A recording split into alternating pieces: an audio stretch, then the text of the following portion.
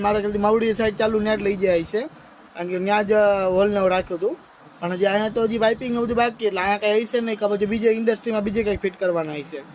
નક્કી નથી ક્યાં ફિટ કરવાના, પણ પપ્પાને બે ગયા છે એટલે એ 2 જણા હોય એટલે એને કામમાં ગાયકા થઈ જાય. અને એક્ઝોટમાં એ કાકા આવી હોય ને એટલે એ ભેગું હરકું આવી જાય. હું મારા એમાં એવું હોય કે હું થોડોક ઓછો ગયો હોય ને એટલે એમાં એક્ઝોટ એ કાકા ભેગા ગયા હોય ને એટલે એ બેને આવડતું હોય હરકું, સમજાણું?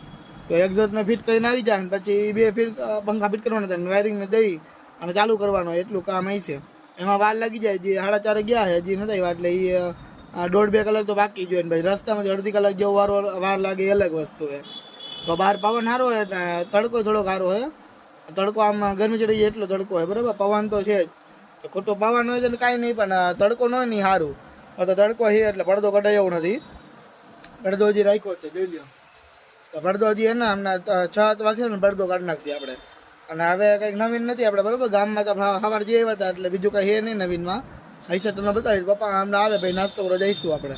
એ ક્યારે આવે જે નક્કી નથી આપણે, બરાબર ને. તો હવે એ આવે ત્યારે થાય કે નાસ્તો કરવા ગયા, બાકી તો ત્યાં લગી તો મેળ નહીં આવે આપણે જવાનો.